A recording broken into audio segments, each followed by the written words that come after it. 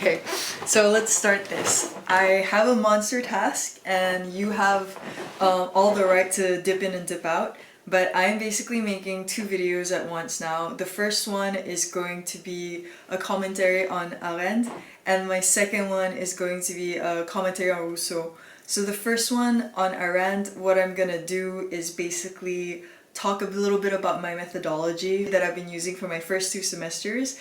It's so crazy that I finished my first year, it's so fast, and like, good news, ma convention du stage a été signée, so I should be starting. It's just like administration in general, like everything is supposed to go well, but you're supposed to still be polite, and I'm not used to it. I'm usually like, let me just tell you how I feel, but I'm like, you know, one of the things that I'm supposed to learn during my internship is how to work in a team. Like you don't take like a course in philosophy to work in a team. You don't become a writer. Anyway, I'll stop myself. But I'm just really excited that next week I'm gonna start, and I know like everything's gonna pass by so quickly, but I'm super duper excited. And okay, so back to today. So for this video, I am going to go through this very short text that I did for Arendt, un commentaire du texte. It's the only class that I've had this semester in English. And that explains why I got 19 out of 20. Like, everyone thinks I'm a magician, so do I. I actually really enjoy this, and if you watched my other video about materialism goal, you're gonna know that my stage, I was gonna say mon internship, mon stage, my internship is in the world of writing, it's in the world of culture, because I will be helping develop documentaries and film. The text is from Crisis and Culture. Also, the clouds are shifting. Yeah, it's like a gray day and the clouds are shifting, so bear with nature. So what I'm gonna do, I think, is okay, this I just did like a commentary on Kant. You know, one thing really fun in my videos, it's like I'll give you every single tangent before actually getting to the point of the video, but I guess I'll just say now. So I'm gonna go through the methodology. We're gonna read through this once. No wait, what's the best way? Obviously never plan any of my videos. I'm like a writer, but I refuse to write my script, clearly. Oh! The tangent, I'm just really happy today because a few things really like ça tombe bien. Like we say, like, well, people in France say that ça tombe bien is like it worked out well, and ça tombe bien is it fell well. And it's just very, I think like the French have a very like, you respect that life has its own plans and you're just a part of it. So oui, il avait beaucoup de choses qui tombent bien et je suis reconnaissante. So my tangent before I cut myself off was that I finished my commentary on Kant, and I'll put it here, and it looks so beautiful. Like the mess, the beautiful disorder, it's amazing. So this is like really short. This text is really short, and we were really grateful because we had a very complicated semester. But this is my first commentary in English, which I guess I'll say again just in case the edit doesn't go well, that I got a 19 out of 20. Like, who does that? Me! The reason why I got a good grade, I think, is because this subject really interested me. I had a really good tutor that after classes we would go through, like, you know, I wouldn't say like bounce ideas, it's more of like I'll have questions and he'll be like, that's not really accurate, it's more like this. And he kind of prefaced like the whole semester being like, it'd be really helpful if you don't read things in a very direct, harsh way. And it took me a while to accept it, and like, you know, as a woman, like, it's extremely difficult sometimes to know whether I'm critical about a text because it's written by a woman or because it is just not up to scratch.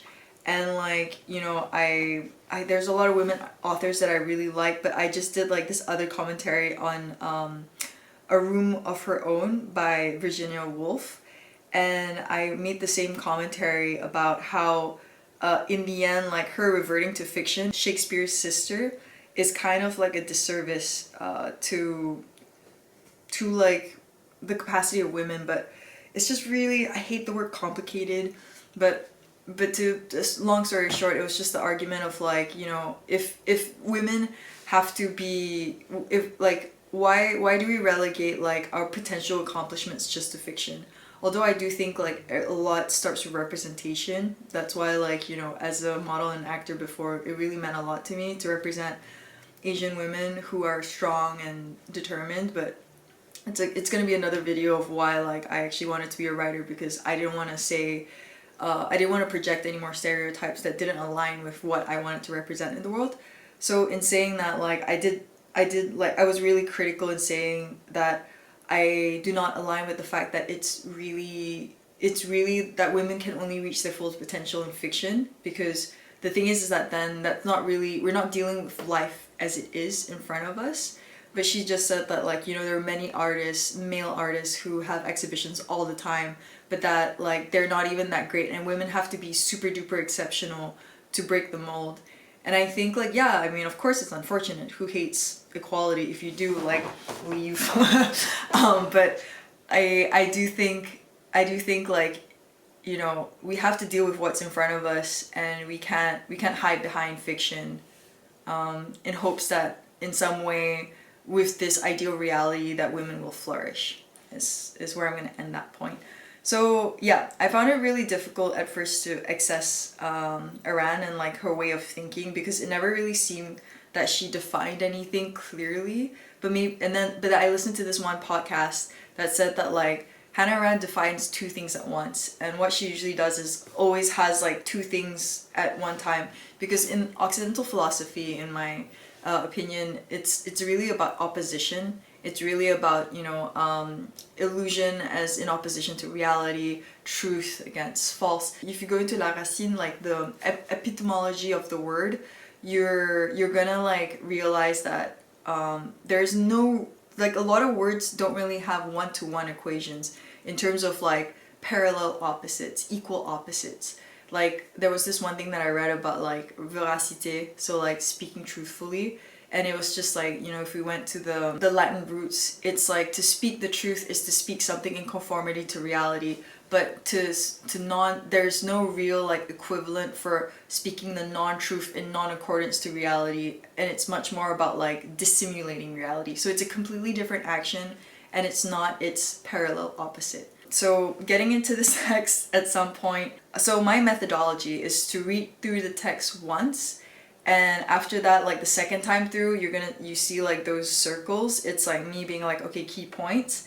And then when I read it 3 times in, I try to figure out where the sections are, and that's what the lines are. And then, like, the 4th time, I will highlight, you know, key points, which is the crux of the text. So I think, like, the smartest thing to do is to read through the text once, and then read through my commentary, and then see if there's anything that I need to explain past that point. But I think the whole point of my commentary is supposed to stand on its own. So we'll see how that goes. And then, and then I'll work on Rousseau. And the one on Rousseau is going to be a bit more interesting, because for that one I actually have feedback. Of course, like, because, sorry, sons. No, I'm proud of my grade.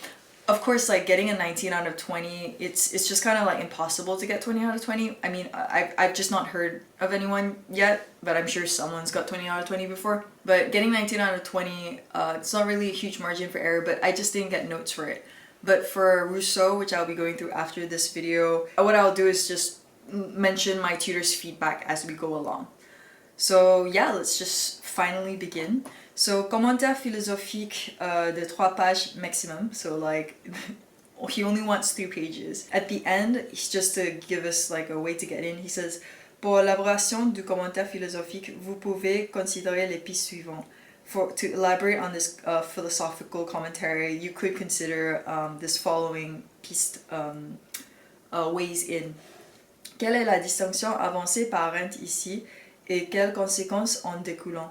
So what are the distinctions presented by Arendt here, and what are the consequences from those distinctions? Quelle est sa vision de la culture comme elle découle de cet essai? So, like, what is her view on culture as she describes it in this essay? Okay, so under modern conditions, there is more and more time freed that must be filled with entertainment, but this enormous increase in vacant time does not change the nature of time. So the part that tripped me up was, like, the double of the word time. So it's like this enormous increase in vacant time does not change the nature of time, of the time. So, but then yeah, I'll explain it later of what I came up with. And okay, so entertainment, like labor, is irrevocably, although I think it's like a British way of saying it. Entertainment, like labor and sleep, is irrevocably part of the biological life process. And biological life is always, whether laboring or at rest, whether engaged in consumption or in the passive reception of amusement, a metabolism feeding on things by devouring them. The commodities the entertainment industry offers are not things, cultural objects whose excellence is measured by their ability to withstand the life process and become permanent appurtenants of the world, and they should not be judged according to these standards, nor are they values. Nor are they values which exist to be used and exchanged. They are consumer goods destined to be used up just like any other consumer goods. Panis et substances truly belong together. Both are necessary for life, for its preservation and recuperation, and both vanish in the course of the life process. That is, both must constantly be produced anew and offered anew, lest the process cease entirely. The standards by which both should be judged are freshness and novelty, and the extent to which we use these standards today to judge cultural and artistic objects as well. Things are supposed to remain in the world even after we have left it. Indicates clearly, See, like, it's even like difficult to read her, because for me to read it, I need to understand what her points and her hits are, but it just kind of seems so, I wouldn't even say like so circular, but it's just something that you need to, I feel, not you need to, it's just something that I feel needs more attention to really grasp what she's saying. What I said to one of my friends once is that, like, by dissecting Arendt, it's like such a fun game, just like dissecting Kant, because you are learning a new process, a new way of thinking about things. Because if you think about like even culture or whatever we read now, it's like sometimes it's like, oh, it speaks to us and it's fluid and it resonates really easily. But the main reason behind that is probably because like we align with the way things are being brought out, the way thoughts are being transmitted to us. But like in saying that, that means that it has to be within our flow, within our rhythm, within our logic. So when I read Arendt or Kant, it's like Hume is extremely simple and Hume is very, very accessible. Not that his thoughts are very accessible, but just the way he writes. But when you come to like Arendt, it's just very trippy because it's kind of like, okay, what is she trying to say? Which is the whole point of this commentary. So let me start this part again. The standards by which both should be judged are freshness and novelty, and the extent to which we use these standards today to judge cultural and artistic objects as well, things which are supposed to remain in the world even after we have left it, indicates clearly the intent to which the need for entertainment has begun to threaten the cultural world. Much better. Yeah, much better. Okay, so let me read my commentary. So let me just read it off my phone. In between past and future, Arendt explores the dualism of what is durable, that of the world, and what is disposable, that of life. In this section of the text, Arendt highlights that culture now is vulnerable as it is consumed through the form of entertainment. Yet, if what is appreciated by man persists, does the threat of a vanishing culture imply that culture is being uprooted or that culture is becoming superfluous? In other words, is culture no longer being recognized by the modern man, or does it not belong to the world at all? So what you're gonna notice here is like, because he only wants 3 pages, my introduction's only this big. How you want to introduce the text is give it the context so that like they know what you're working with, what definitions you're working with, so that you don't have to re-explain it throughout the text or reintroduce it while you're explaining parts of the text. The second thing that I did is basically my problematic, which is what is the tension of the text. So she's clearly talking about culture being vulnerable as it is consumed through the form of entertainment. But for me, what I'm trying to say is that like, if we appreciate something, this is also through reading her and understanding her, if the thing that we appreciate persists, so does this threat imply that culture is being uprooted or that culture is becoming superfluous? So my tutor is really great in giving supplementary text, and there was this part that talks about uprooting and becoming superfluous, not in relation to culture, but in her other definition about alienation. In other words, it's culture no longer recognized by the modern man, which is that when something's uprooted, we no longer recognize it because it loses its place. But then it's like, or is it becoming superfluous? It does not belong to the world at all. And this distinction, you're going to see the word appartenance. What I want to say is that like appartenance, it's not so much that like you belong to someone or you belong to the place, but it's like, do you have a place? It's like, it's the nuance of like when you don't recognize something because it no longer has its place and that it doesn't belong to the world at all. It's like it never had a place, or it's just kind of like disposable. One, it's like, how would I say it? So when something is uprooted, I love this. When something is uprooted, we used to recognize this thing, but then another one is just kind of like it's no longer even necessary. Like before, it had a necessary place in things, but then at some point it just lost its place. That's when it's uprooted. But when it is disposable and superfluous, it's kind of just like it never really had a place at all. Deep. Okay, so next part. This part of the introduction is basically me showing them how I broke down the 3 parts, what I think the main arguments are and what I'm about to explain. So firstly, Arendt marks the correlation of increased free time of the modern man with the rise in edutainment. Secondly, Arendt defines entertainment in relation to life through the principle of consumption and demonstrates how the threat of culture stems from its lack of distinction from entertainment. Lastly, Arendt provides an example of panis and sosansis. I don't know why I say it with a French accent. I studied like Latin for like a bit of first semester, maybe that's why, but it's still wrong. So to further highlight the interchangeable treatment of entertainment and artistic objects in the eyes of the modern man. So this is like my first part, and the first thing I wanted to define was the modern condition. So if you're gonna notice, like my 3 parts aren't like very equal. It's just based on my thought process of like how she develops the text. And one thing that I found really interesting from my tutor on Kant, and I really base a lot on methodology. I think it's extremely important. It's not just your ideas, but how they enchaînent, how they follow one another, how they transition. And it's just like on parle la transition, like we talk about transition. So it's not so much about like things just stacking on top of each other, but how they build upon each other. So the first part, so what my Kant teacher said was basically like, you are dissecting the text and you are explaining the text, but you need to see how it also transitions, and your commentary has to transition with the text.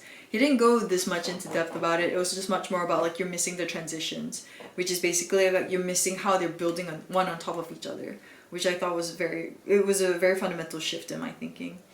So the modern condition refers to the shift between what Arendt distinguishes as labor and work.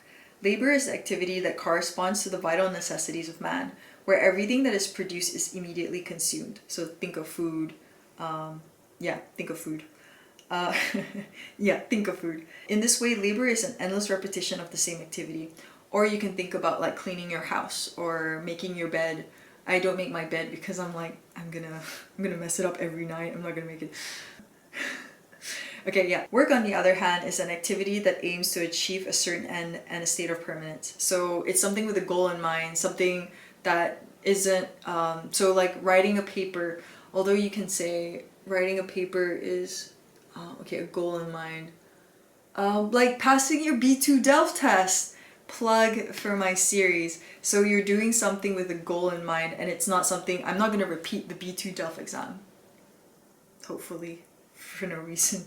Labor is reproductive and of the biological and metabolical process of life, while work is productive, transcends time, and is of the world. So here I introduce life and world. Labor belongs to life and work belongs to world. So if you saw before how I capitalized the W, it's because world to her is not just the world as in like the physical world, but just kind of like if you think of Plato's monde d'idées, like the world of ideas, and the sensible world, the physical world. It's kind of where she's going to, where life is more of the sensible world, like we need to eat, we have biological processes, we have needs, and then world is kind of like, it's still in the physical world, but this is much more in the transcendent sense, where like Mona Lisa, whether it's the real or fake one in the Louvre, I think it's a copy, that transcends through time. No one eats the Mona Lisa, the fake one that's in the museum. In this way, the modern condition reflects the increase in man's productivity, but that this increase in free time is then allotted to entertainment. And then I quote it, "But this enormous increase in vacant time does not change the nature of time." The part that there's this tip that one of my tutors said, like, the thing that you're going to avoid to try explaining is exactly what you have to explain. In other words, the increase in work and relation to labor does not shift the condition of the modern man, where though he is more productive, his efforts are consumed as it disappears through consumption.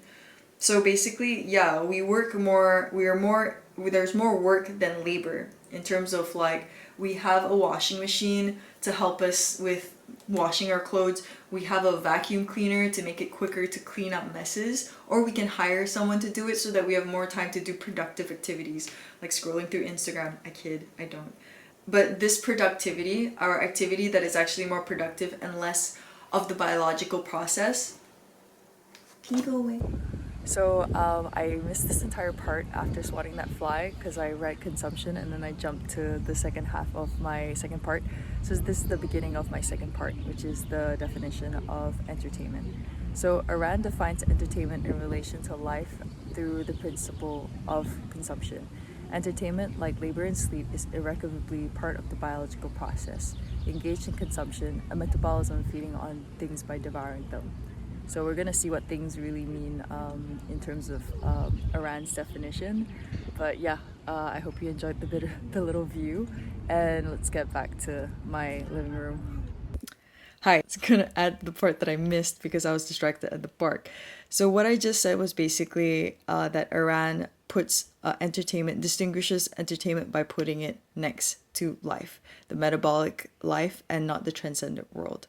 So then after that, what I wrote was, according to Arendt, consumption, akin to labor, corresponds to the circular organic processes where everything that is produced is immediately used up or done away with completely. In other words, all things created are consequently destroyed. So, and I think we're good now. But basically what this is trying to say is that because consumption, which is, in the same realm of labor, which is the organic processes of, this circular process where you make, you destroy, everything that goes through consumption, all things that have been made are consequently destroyed. I feel I could say that better. Basically, like, consumption is the process that destroys. Yeah. Destroys, yeah. Yeah! Consumption is the process that destroys. I like that. Do you like that? I like that. The word thing is used to connote cultural objects. So, thing. Objects which are deemed superior by their ability to withstand the life process and become permanent appurtenance of the world. So, cultural objects are superior because they're actually supposed to be able to withstand destruction. So we're going to see how consumption plays into it. Yet what is offered by entertainment is not things, but commodities, which are designed to be used and exchanged. They are consumer goods. We're introducing the fact that entertainment creates commodities and not cultural objects. And then we're going to see cultural objects and commodities and how seeing them as the same thing. Oh, I'm really anticipating. Okay, I'll stop. So there's things and there's commodities. Through this distinction between cultural objects and consumer goods, Arendt demonstrates precisely how this lack of distinction under the modern condition is what leads to the vulnerability of cultural objects as it is mistaken for consumer goods. So you can see, like, I stopped myself there saying that, like, there is things and there's commodities, there are things and there's consumer goods, there is cultural objects and consumer goods, but when you start seeing them as one thing, that's when cultural objects start to become vulnerable in the face of consumption, because consumer goods are meant to be consumed. But if you look at cultural objects and you think you take it as a consumer good, you consume it, so then you destroy it. Panis et sensons, Latin for bread and games, refer to the superficial appeasement of the Roman populace, whereby food and entertainment is offered to gain favor or distract through the satisfaction of man's most immediate needs. The political undertones of this reference suggest the use of entertainment as an exchange for compliance rather than it having any inherent value to the populace. So basically I brought in like the history of bread and games, where from my understanding before I did research is that like bread and games is during Roman times, people could just survive on bread and games. Give them enough bread and games and they won't think about politics because they are fed and they're entertained. But it's just the fact that like when they're using this to gain favor, to distract the populace, the fact that it's an exchange shows that it's not actually inherently valuable to the people. It's just used to serve the government at the time. I feel like I can explain that better. Okay, so this exchange, right? The main point of this exchange is that it is to gain favor through the satisfaction of man's most immediate needs. So therefore, entertainment is to serve man in terms of life, in terms of its metabolical process. So in that sense, it doesn't have inherent value to men, to the populace. So politics is of the world, and yet for them to get what they want to get done in the world, they relegate man into life, into the metabolical circular motions of life. And that's why, wow. I'm glad like I chose to like come back to it, because it's kind of disheartening. Because you're like, I want to, like, not I, but like the government wants to achieve a goal, and to do that it has to have less opposition, and then it appeases the public so that it can achieve its transcendent goal, but that relegates man to just the circular process of their base necessities. Ouch. Okay, we continue as one should. Belonging to life, Arendt states that both bread and games must constantly be produced anew and offered anew, lest this process cease entirely. In this way, by accepting this exchange, man relegates himself to the productive process of life, whereby everything vanishes and nothing persists. So, which is what I said, like, you're banished to life. I guess I anticipated myself because I haven't looked at this in a while. But yeah, basically man is banished to the life where everything vanishes and nothing persists, into the circular process that nothing builds from there. The standards of freshness and newness replaces that of permanence, and by extension man judges both cultural and artistic objects and consumer goods with a singular broad lens.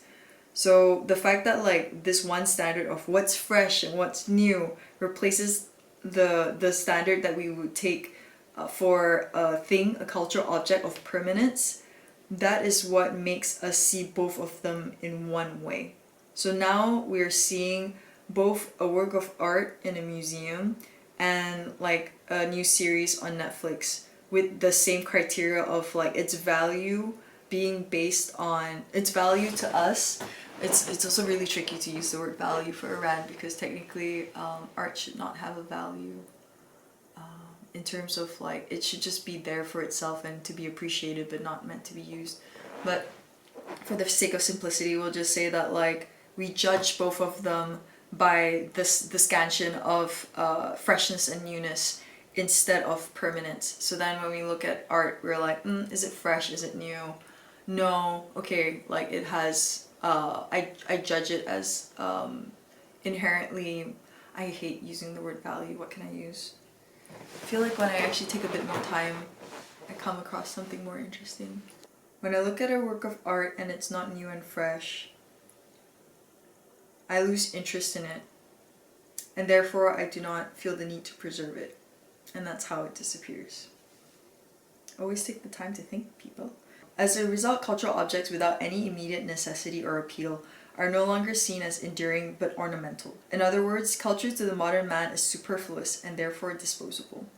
Yeah, like when we look at art and in the criteria of freshness and newness, we think about its immediate necessity and its immediate appeal to us. And it's no longer seen as enduring, something that should last, but ornamental. Oh, it's pretty. Wow. Like, you know, yeah, like, you know, it's like you look at art and it's no longer, you're just like, oh, but who would need that or who would want that? It's so not helpful. It doesn't really serve a purpose. It neither entertains me nor is it something that I can use, and therefore it's ornamental just for decoration. And like decoration, art as decoration and art as something that moves you, something that you admire its beauty is very, very different. And also ornamental is basically with the utility of decorating to make something prettier. So yeah, terrible. In other words, culture to the modern man is superfluous and therefore disposable. So in this way, culture is like an extra, and we don't, it's, when something is extra, it's not necessary, and then we can just get rid of it.